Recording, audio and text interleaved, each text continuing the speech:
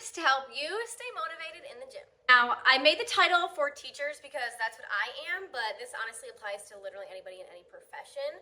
So, in no particular order, let's start off with number one, which, sorry, I'm looking at my list. It looks like I'm looking down. Put your favorite workout at the very beginning. So, for me, I lift. So, I do weight training or weightlifting, and then I sprinkle in some cardio in there. But majority of my workout style is lifting weights. And so I put my favorite muscle group at the beginning. So Monday is always leg day because that's my biggest goal right now. It's my favorite thing to train because I'm the most motivated to train it.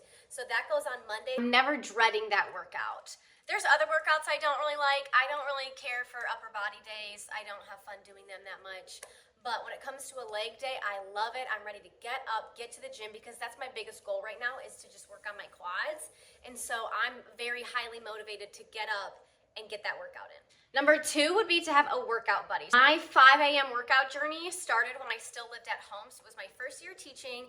I still lived with my parents. And so my mom and I both went to the gym. So knowing that she was already awake, she was getting ready, and she was counting on me to go with her really made me skip a lot of days where I would have chosen not to go to the gym if I was by myself, where I woke up and I was tired and I could have laid there and been like, no, I don't want to get up. But because I knew she was counting on me and she wanted me to be there, it was a lot easier to get myself up to go. If you are in the very beginning stages of working out and going through your fitness and health journey, you may have no idea what workouts you like, what works for your body, what's going to help you achieve your goals fastest. And my advice to you for that would be just try everything. My workout split has changed drastically over the years. When I was in college, I would do 30 minutes of a HIIT workout, a high intensity interval training, every single day, and then I would do like 15 minutes of abs.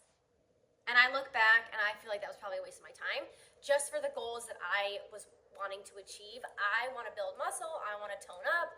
I am not trying to lose weight. I'm kind of trying to gain weight because I'm trying to put muscle on. My workouts have to be tailored to that.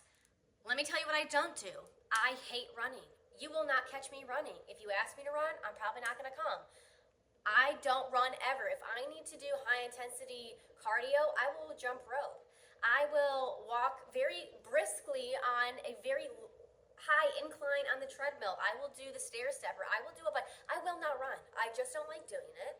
And so I find other ways to get my cardio in without having to run. So don't feel like you're stuck. If you're doing a workout and you literally hate it, stop doing it. Try something else. Maybe you hate weightlifting, so you want to go do a class. You're a class type of gal. Okay, so you're doing whatever classes you can find, whether they're at your gym, whether you go to HotWorks or yoga or Pilates, whatever it may be. There's a class out there. Try them all. Figure out which one you like the best, and just start with that and do that as many times as you feel comfortable doing. The next one is choosing a time for the gym. You need to choose a time where you can be the most consistent. That's the reason why I go in the morning, because I have nothing going on at 5 a.m. There is absolutely nothing that could be going on in my schedule where I would be like, oh man, I can't go to the gym today because I got XYZ. There's no appointments, there's no work, there's no hangouts, there's no dates, nothing. I got nothing to do with that time. There is absolutely no excuse for me not to go. Whereas after work, I will talk myself out of it. I am so exhausted after working a full day. I don't want to go to the gym. I want to come home and I want my day to be over. So that's why I choose to do it in the morning. Now, the opposite could be true for you. You could always snooze your alarm, and so you always skip the gym in the morning because you just physically can't get up, and you're more motivated. You have more energy. At the end of the day, you're like, well, I'm just going to go there right after work. I've already got my stuff. I'm going to drive right there. Nothing can stop me. Choose a time that's going to work best for you so that you can be the most consistent and you can show up the most often. The fifth one is discipline over motivation. You're not always going to be motivated.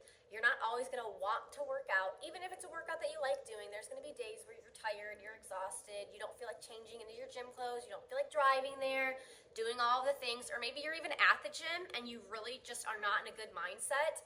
That's when your self-discipline has to kick in and be like, nope, you're already here. Get it together. Don't waste your time. And reminding yourself, you have goals and you have full capability of achieving them, but you have to lock in. And if you just talk yourself out, oh, well, I can do it in a couple months. I can lock in, next year, or I'll lock in after this, or okay, tomorrow I'll do it. My biggest advice, if you're just in general for life, not even just fitness and health, If you're not willing to do it today, you don't want it bad enough. And once you get to a point where you've seen results, you just get on this little like workout high, and you're like, yes, I know this works. I know it works for me. I know if I lock in and I'm consistent with my health, with my fitness, with my food, I'm going to see results. And so once you get to a little taste of that, it does make it a little bit easier. So just don't give up.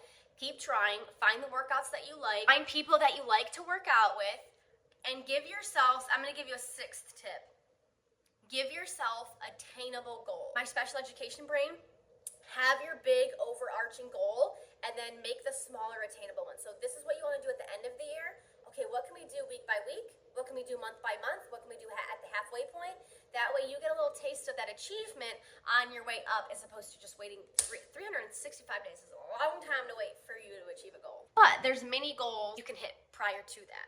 Those are my 6 tips for staying motivated in your fitness and health journey. Don't forget to subscribe and like this video if you want to see more of it.